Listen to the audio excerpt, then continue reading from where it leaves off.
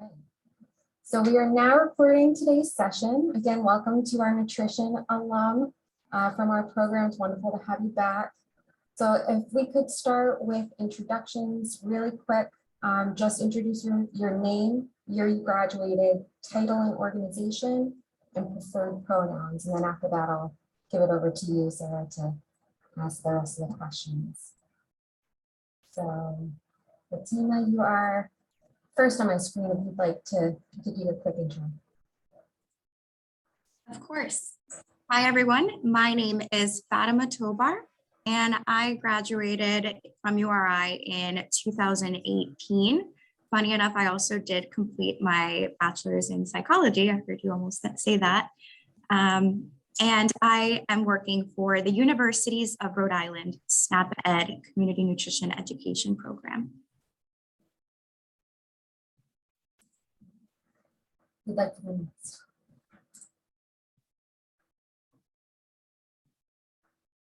Christina? Hi, my name is Christina Torres. I graduated in 2019. My pronouns are she, her. I'm currently working for the Orange County Department of Health as kind of like a contract worker right now with COVID, and also I'll be a fellowship, a public health fellow in June.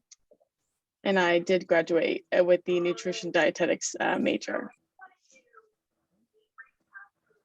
Yolanda? Hey everyone, my name is Yewande Akinfowo. I graduated in 2016. I'm currently a food access planner for the city of Baltimore, and my pronouns are she and her.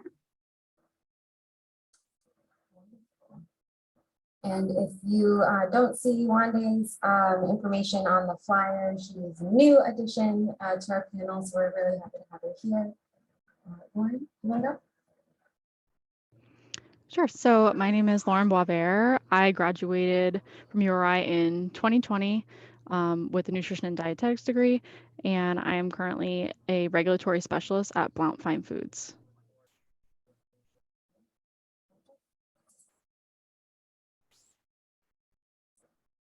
Patrick, you want to go? So my name is Patrick Galligan. I graduated from URI in 2018, and I'm a clinical dietitian with Sodexo. Well, thank you again, and I will turn it over to Sarah. Thanks for coming today, everyone. It's really nice to see you after all these years away, especially after all of this time with COVID. And I know that the students that are here right now are really interested in the things that you're doing. So I would like to start out with asking, tell us a little bit about your life at URI. Well, this is a great way for me to start. Let me start my question over. I would love to know about your life after URI and after graduation. What did you do after graduation? What jobs and things have you done to get you where you are now? And I promise I am going to ask about URI in just a minute. Why don't we do it in the same order that we did introductions for the questions, so that way we know who's going when. So Fatima.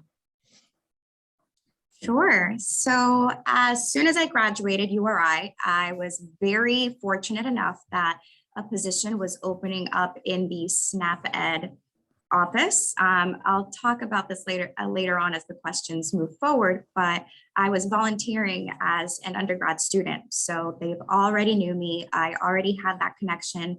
And when the opportunity presented itself, I was really excited to apply, and I landed the position. And I have been employed here since 2018 when I graduated.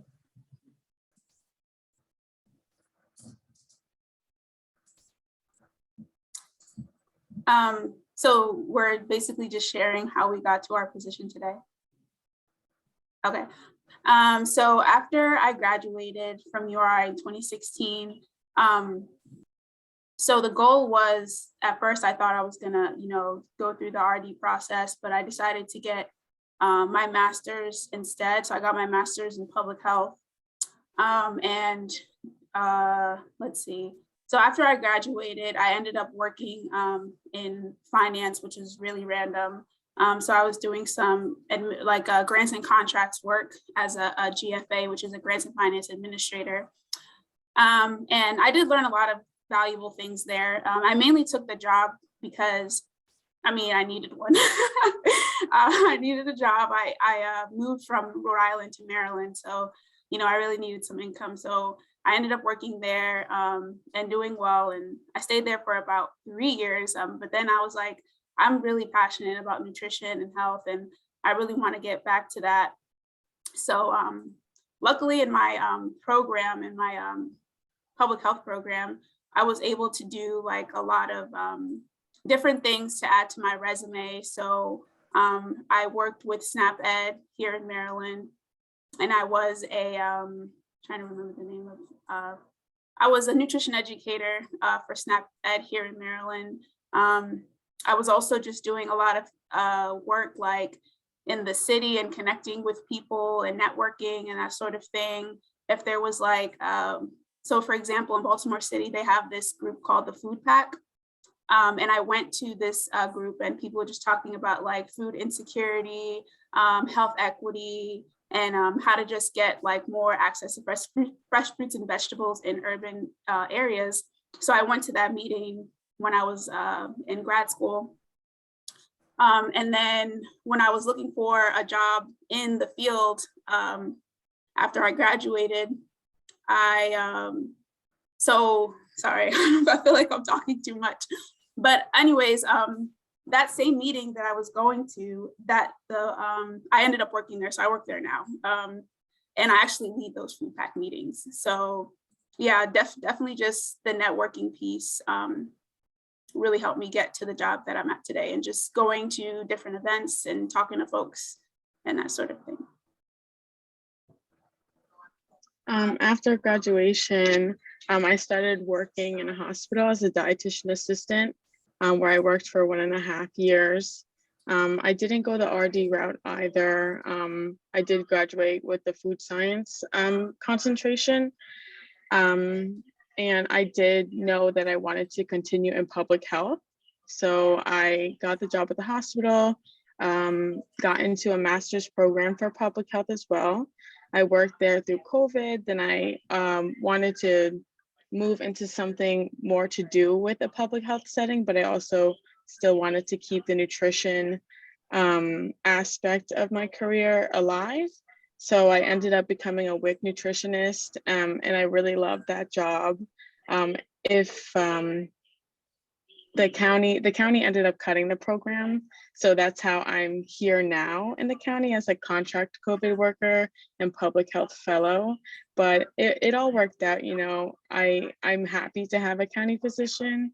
And yeah, so from the hospital to the county to now just floating in the county while finishing up my master's.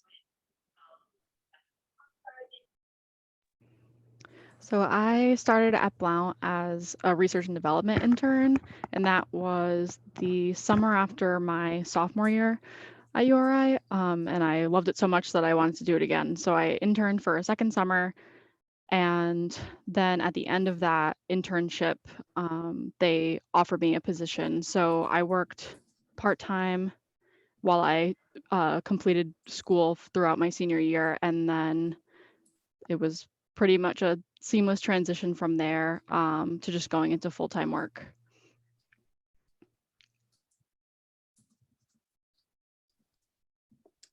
So after I graduated from URI, I got into the Sodexo dietetic internship program, and I completed that and the online master's program from URI. And then my first job as a dietitian was working at the Rhode Island State Prison.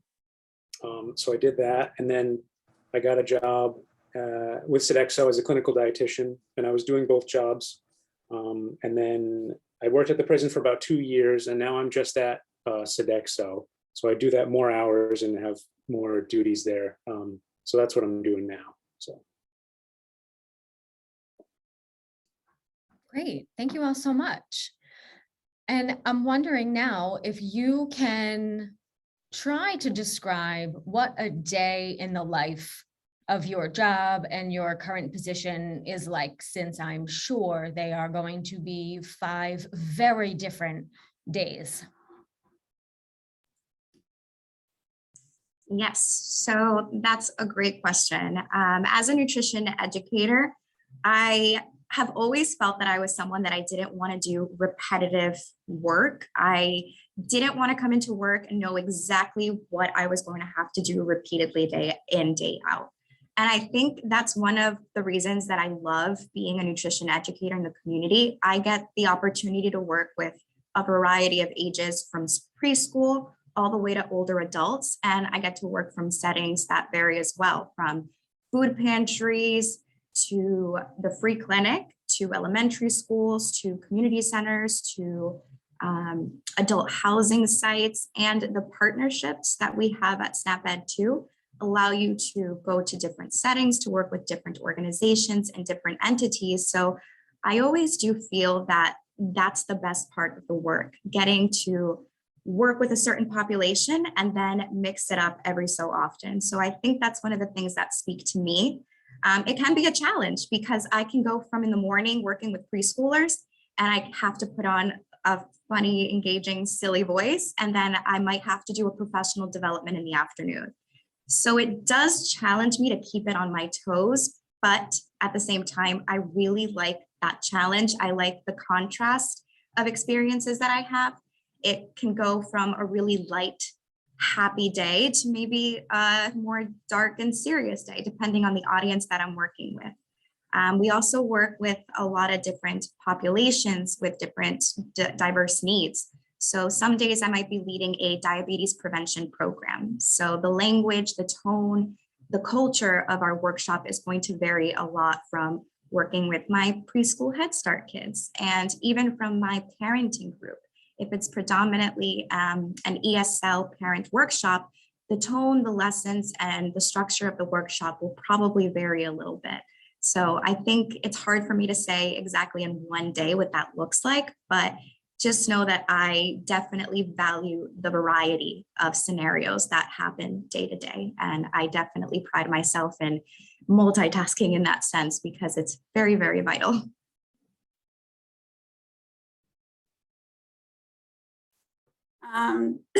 I would say a typical day for me is a lot of meetings. So with my position, it's really all about bringing people together for like one common goal, which is improving the food system in Baltimore City. So one day we might be talking to folks about some farmers about like sustainable agriculture and how we can support them, or maybe even having a meeting with Amazon and seeing if they're able to do some pro bono work and help with like deliveries of food to those who lack transportation, or maybe like a meeting with like Johns Hopkins or like a hospital for like food as medicine work.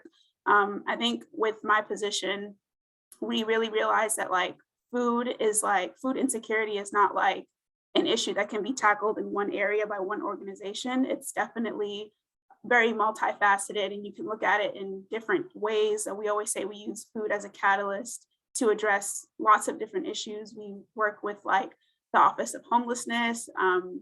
We also work with the mayor's office very closely as well when we talk about youth as well. So sometimes I'll even have like Zoom calls with what we call the Youth Food Security Network.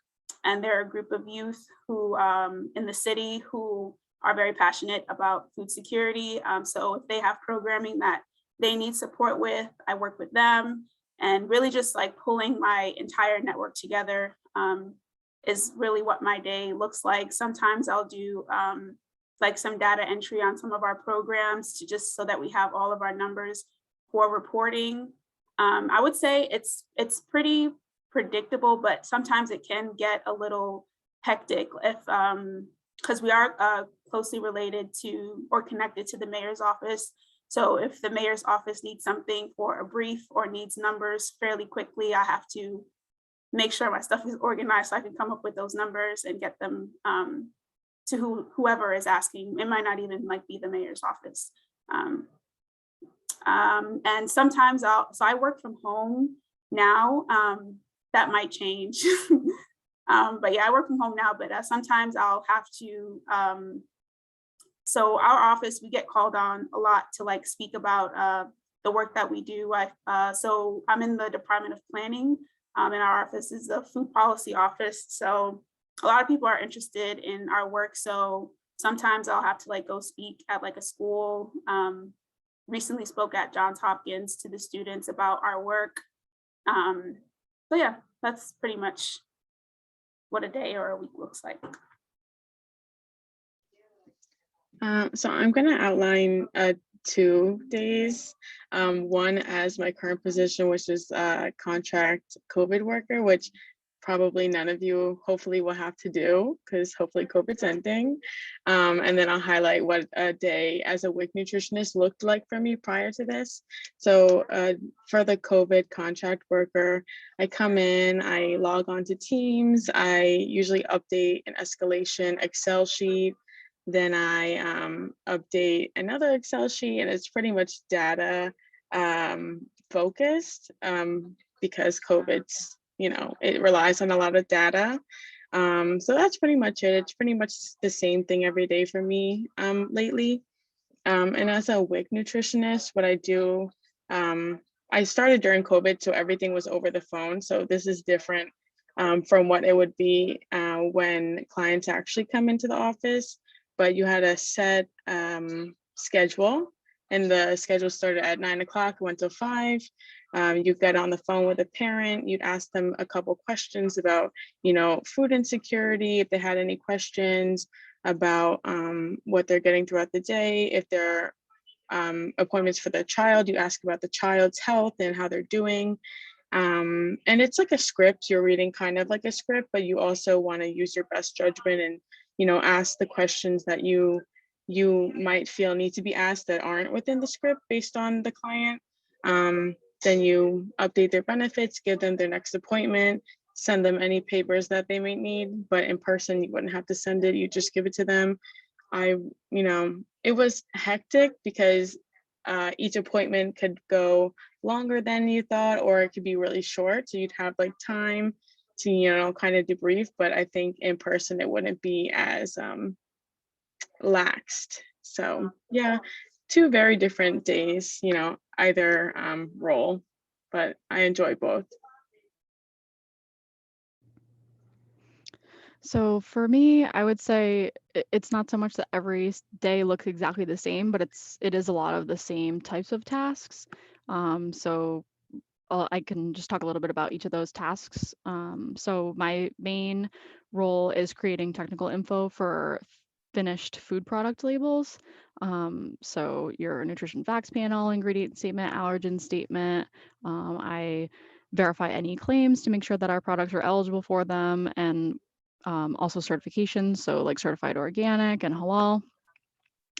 So once I have that data created, I will then make what's called a design sheet, and that gets sent over to either our internal or an external graphic designer, depending on the project.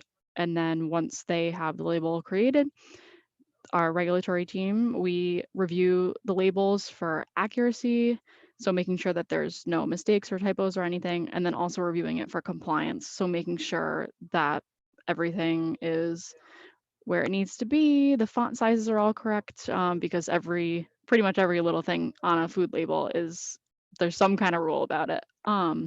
So I also create and submit documentation for USDA approvals on our USDA products, and also providing guidance to other departments on any regulatory issues that may come up, and answering some questions from our customer care team.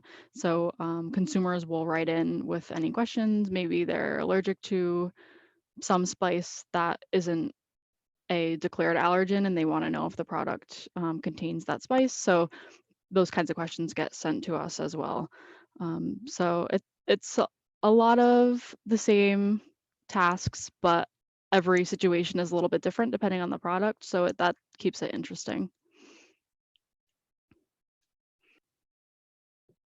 So there's kind of for clinical, working inpatient in a hospital, there's the kind of regular day-to-day work that is pretty consistent. But then there are other aspects to the job that change quite a bit and are not so predictable.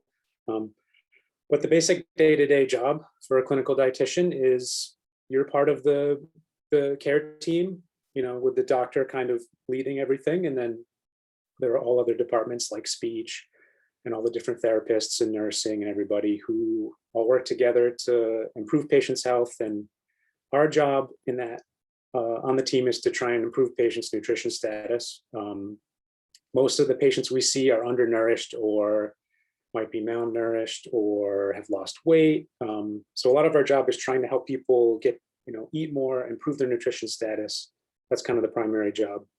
And then the secondary job is education. So chronic disease education. If someone has a new diagnosis of some GI issue or diabetes or something, is giving them that initial education, referring them to outpatient counseling. And then what the day looks like is you come in the morning, and the electronic medical record, you have all of your tasks. So you might get consults from doctors or nutrition screen referrals, or other requests from other departments for you to see and assess certain patients. And then you kind of just plan your day from there, assess patients, diagnose them, come up with an intervention, the standard ADIME kind of process. And then you have to chart on all of that. So that's kind of the regular day-to-day job.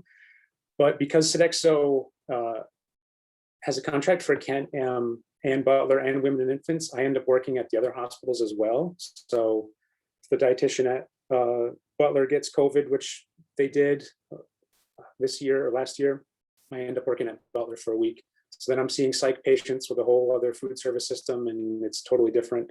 Or if they need help at Women and Infants, then I'm seeing women's oncology patients, which is totally different. And then there are other opportunities as well. Like we have dietetic interns most of the year doing their clinical rotations, and I'm in charge of kind of facilitating their rotation and managing all that. So when we get a new intern, I get them set up in the system and go over everything with them, introduce them to everyone, give them clinical resources, and I'm kind of the main preceptor who guides them and evaluates them throughout the rotation. So that's kind of ongoing in different phases as we get interns coming and going. And then there are opportunities to do like little educations or classes for other departments, or little projects that pop up here and there when management needs help. So there's always the basic job, but then with your other time, there's always other opportunities to do other things. But that's pretty much what it's like. I hope that helped to answer a lot of the questions that I've gotten and fielded over this semester of what am I going to do with my degree? What am I going to do if I choose the nutrition option? What are my job opportunities? And as you can see from this call, there's one alum that's a registered dietitian. So this does not have to be the only way that you go. There are so many really interesting careers and jobs that are out there for you.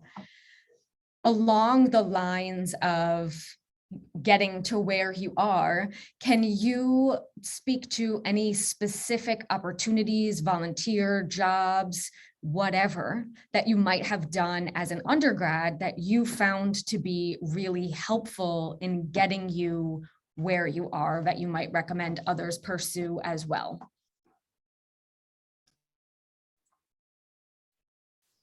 All right, so I feel like I can't speak on this enough, but I was very, very busy in my undergrad with a lot of different volunteer and networking opportunities. And I hope that doesn't come off intimidating or overwhelming, because I don't mean it to.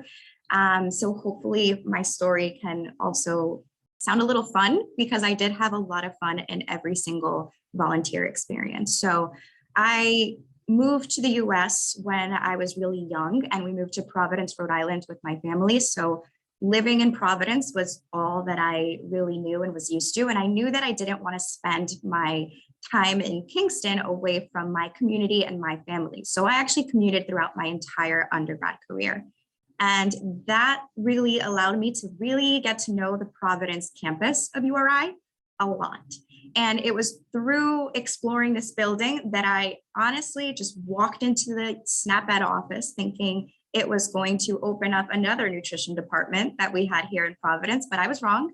It was a small little office, and I walked in as a freshman just to find out what it was.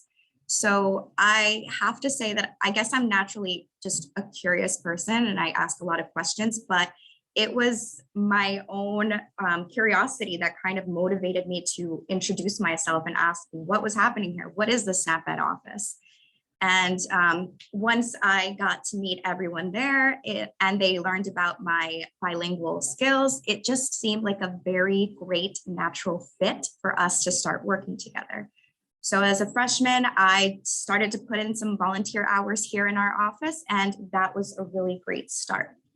Sophomore year, I started to get a little bit more comfortable with the Kingston campus. And again, I was starting to get to know everybody, and I wanted to see how else I could expand the exposure of nutrition. I knew early on that dietetics wasn't going to be the route for me, but I was still very passionate about nutrition. And I was starting to feel a little bit of that anxiety of what else? What else am I going to do if I don't want to be a dietitian? And that's when I was taking the public health nutrition course, and I got a chance to really get to know our professor at the time, Dr. Allison Tovar. And she was showing me about the world of research and what I could do to complement my passion for community nutrition, which I knew that I was very much into, but now adding this research layer. And I was very honest with her. I told her, I don't know if this is going to be for me. It just doesn't seem like a good fit, but she encouraged me to try it out for a semester and then make up my mind. And I did, and it wasn't as intimidating as it sounded. So that experience, along with community nutrition, I was able to use a lot of transferable skills that I was able to mold and shape throughout my entire time at URI.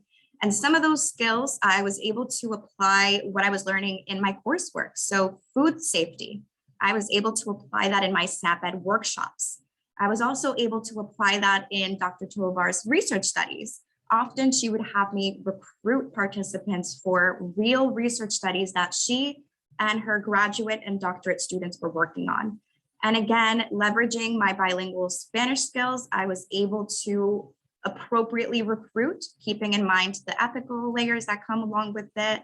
I was also able to volunteer at the free clinic independently as well to see if maybe the clinical setting was for me and I was limiting myself. So that's another thing that I wanted to do as well. I wanted to be very, very sure that the clinical setting was something that I felt confident ruling out.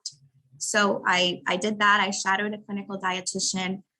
I definitely felt much better about my decision. It solidified my choice, which was great. It was very encouraging to have that, that experience to really decide that community nutrition was what was working for me.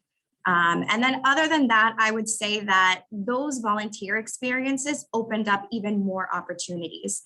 While I was in the field, while I was getting to work with all of these professionals, they got to know me and I got to know even more people.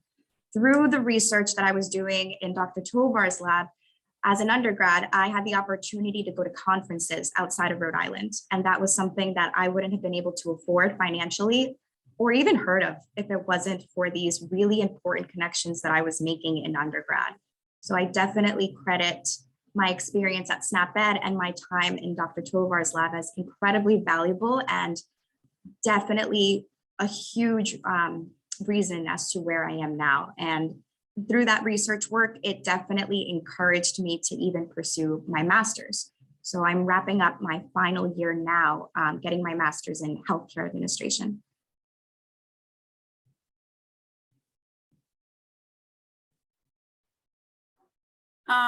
So similar to Fatima, I did a lot of volunteer work as an undergrad. I was a 4-H educator, or I volunteered as one.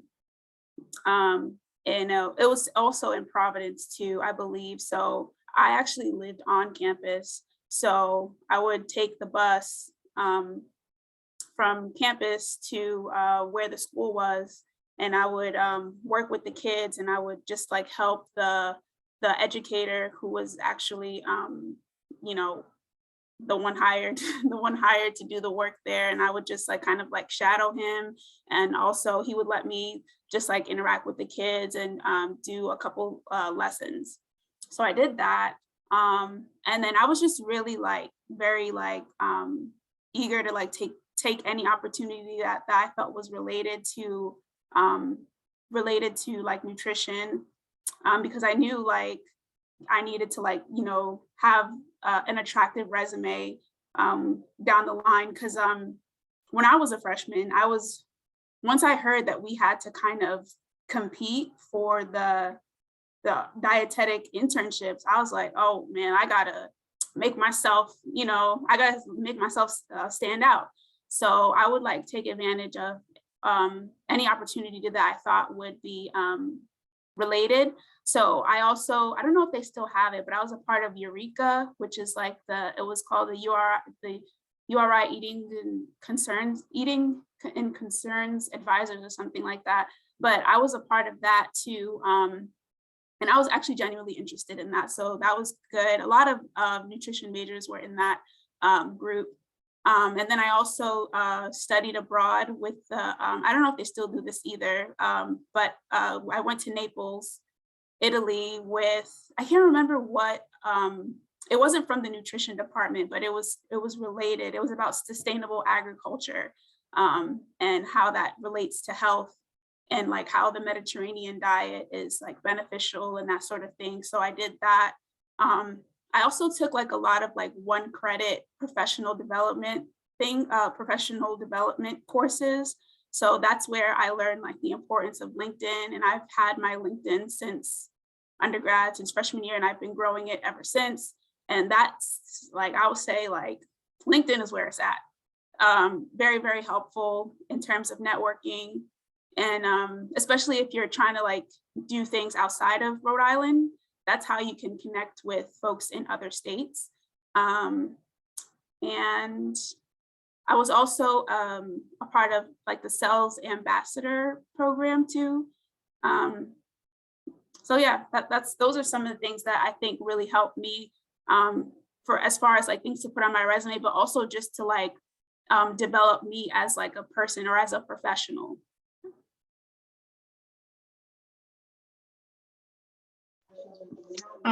So I am not gonna lie, I was pretty lost like my first few years of getting my undergrad degree.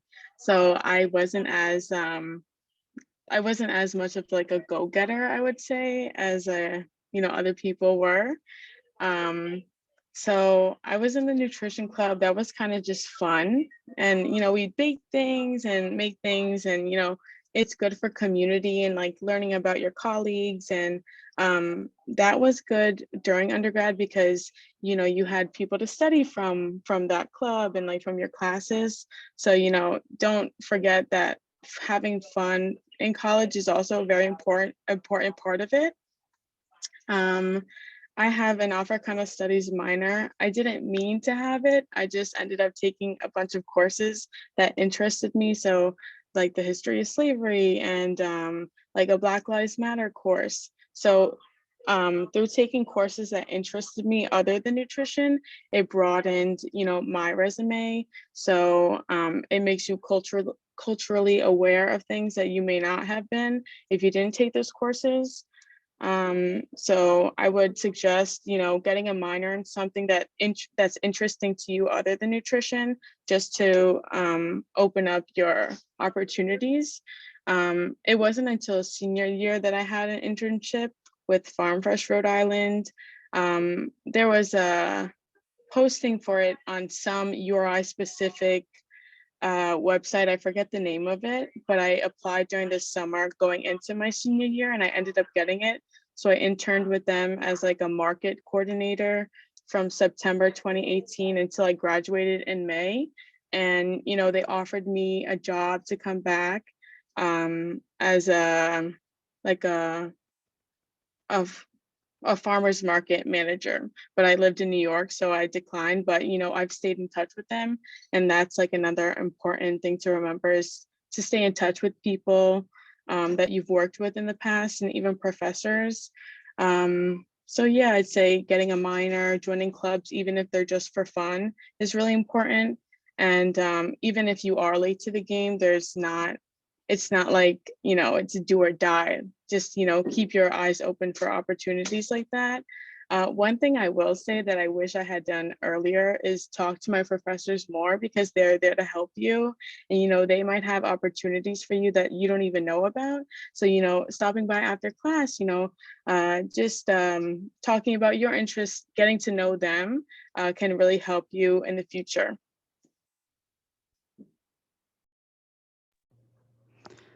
So somewhat similar to Christina, I'll say that my freshman and sophomore year, I didn't really participate in that many extracurricular things or clubs or anything like that. But it was because I was so focused on adjusting to college and school and my grades that I wanted that part to be as perfect as I could make it.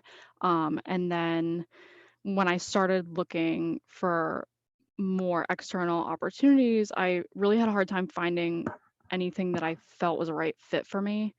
And I even reached out to companies who weren't offering internships to see if they would be willing to work with me and create something, just companies that I was interested in. And I met with one, and they were willing to put something together, but they were asking for an insane amount of hours for no pay. And I was like, I would love to volunteer for you, but I just can't do it. So I was really ecstatic when the Blount R&D internship presented itself to me.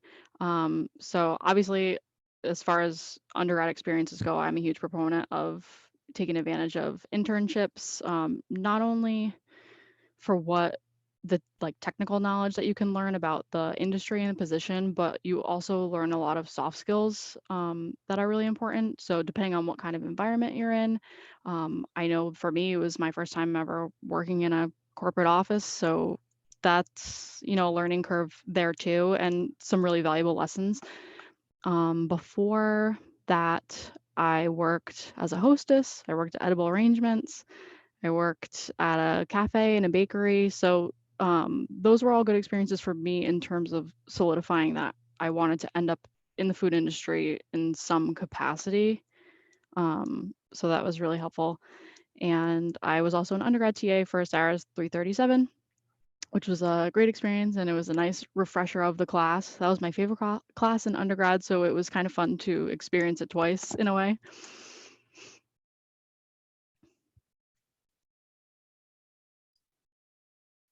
So my answer is going to sound a lot like everybody else's answer, but yeah, just try and do as many different experiences or things that you can outside of the coursework, because the coursework is going to be pretty similar for everyone. So just try and volunteer or, or something. It doesn't have to be a job. It can be a job or volunteering or shadowing someone, but just reach out and ask people for suggestions or information. Talking to professors is a really good idea. I was an undergraduate research assistant in Dr. Lofgren's lab, and that was awesome because they have so many different things going on. So we ended up doing nutrition education at like a weekly support group. And then you get involved with research and you work with, graduate students and PhD students. And I got a little bit of hands-on clinical type of experience, and it just gives you, like everyone's been saying, you meet more people, and those relationships lead to opportunities, and you never know what kind of opportunity is going to come your way. But on top of that, you just learn more and you get more experience. You get more experience working with other people, communicating with other people, and so you're just better prepared for an internship or a job or whatever it is you end up doing. Like my job at the prison, I got because of people I met in my internship, which I wasn't expecting at all. And I think like Yewande said, I just need a job, and opportunity comes up and you take it. And it's good to just take opportunities because it was a really good experience and really interesting. So just try stuff and meet people and talk to people. Kristen, do I have time for one more question before we open it up to students? Okay, so to wrap this up, lots of students and people seeking jobs are really critically evaluating companies and programs, initiatives in justice, equity, diversity, and inclusion. So I'm wondering if you could just tell us a little bit about what your company or organization is doing with these initiatives. So working for a SNAP-Ed organization, we work with the low-income audience that comes from a variety of different backgrounds who might have complex needs. So it's always been incredibly important in the care and delivery of all of our messages, our curriculums, our workshops, the recipes that we're giving is all delivered individually tailored to each population, but culturally relevant as well. So some things that we've been ramping up, reinvigorating in the last couple of years, we decided to do a little project where we surveyed Rhode Islanders to learn more about the countries and cultures they relate to regarding food. And what made this so special is that instead of looking at national data, we were able to collect real data from the people we were serving in real time. So this was all collected and administered at our actual workshops in our program sites. So farmers markets, adult training sites, food pantries, and it's been going great. And we've developed new recipes that reflect some of their cultural staple dishes with minor modifications for the sake of nutrition guidelines that we're required to do through the USDA. But this was also a way to uplift the voices that we're serving in the community and a way to get them excited to see their staple foods, their staple ingredients featured on our website, on our recipes. And it even goes down as our activity boards and the handouts that we're using. Are we using food models and activities from foods that they're actually using? Do they eat breakfast? Is our breakfast lesson going to go over their heads if this is not something they're doing? What if they work second shift and maybe waking up in the morning is different? So even beyond the cultural aspect, we try to take in all lifestyles in order to accommodate for our workshops and how we want to deliver everything. Most of our resources are available in Spanish and English, and we've even expanded to Portuguese as well to better serve the needs of Rhode Islanders. Along with that, as SNAP-Ed, we participate in a lot of different professional development and training opportunities that also complement our mission and our values to further continue our knowledge for DEI trainings, especially during the Black Lives Matter movement. We definitely felt that we needed to also educate ourselves because of the audience and populations that we serve. So in-house presentations also go on. I lead country spotlights in our office where we feature periodically a new country, and we put on a presentation where we learn a little bit more about each new country, and the priority countries are based on the data collection that I mentioned, and I oversee those efforts in our office.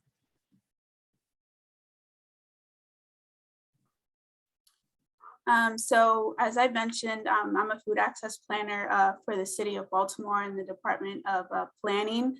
Our office, I feel as though everything that we do is centered around equity. I don't think I mentioned this, but my MPH, the focus was health equity. So that also helped me in the position that I am today.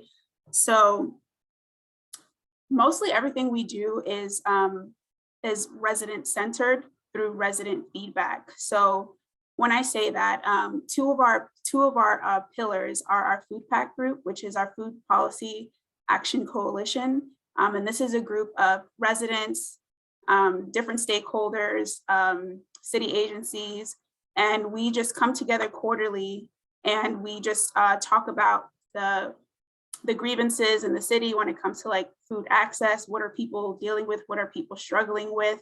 And it's important to get feedback from the community because those are the folks that are on the ground. Those are the ones that are experiencing lack of access. So they know what's happening and they tell us. And then we, obviously we try to do something about it through policy or programming. So that's one aspect.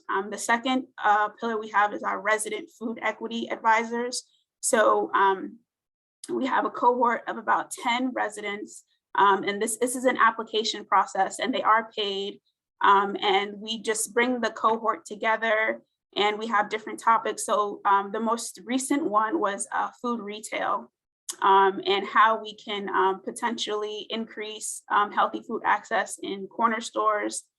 So the group, obviously, they're in the city, they know what it's like. So they were able to give us specific accounts and feedback and recommendations, in which we would then take to our partners, or also present to the mayor's office and see if that can be a priority in the coming year or in the future.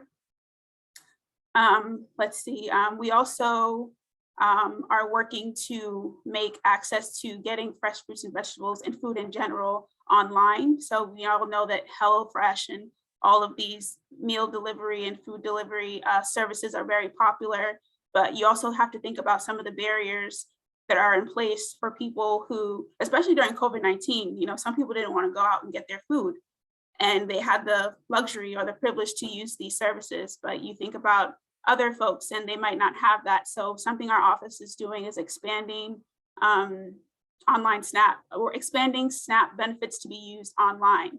And I mentioned like working with Amazon to help get those deliveries to those folks for free. So those are some of the things our office does in relating to equity. So working for the county with COVID, I haven't had the opportunity to work around equity and like food access, anything like that, because what I do is more data, but I have colleagues that are working with like food pantry work, and also even the people questioning people, like doing the COVID interviews. They would ask them if they had access to food, if they needed access to food, and if they did need access, they would provide them, you know, delivered goods to their home. Within the work setting, I think that there's representation of different cultures, and there's women. So I think that I work in a place that's pretty diverse. With any place, you know, there's always room for improvement. With WIC though, when I was a WIC nutritionist, our work had to do with lower income individuals. So it was a supplemental nutrition program. And we would take their feedback if, you know, they thought that they wanted more money for fruits and vegetables. You know, if enough people are complaining about it, you know, we would send that complaint to the state. So, you know, that's something that we did there. Obviously, we're serving the population, but it's important to listen to their needs, and if there needs to be something adjusted, to be an advocate for those changes. So working in hospitals, you work with and meet and see patients from all walks of life. And Care New England has a very vocal and like robust DEI program, and they're always communicating with staff. So if that is something you're interested in, there definitely is a lot of opportunity to get involved. Thank you all so much for taking time out of your day to talk about what you're doing and how you got there. With our last 10 minutes, I'd like to open it up to questions from those that are on the call. You can either unmute and ask, or you can send it over in the chat, and we are happy to ask those questions for you.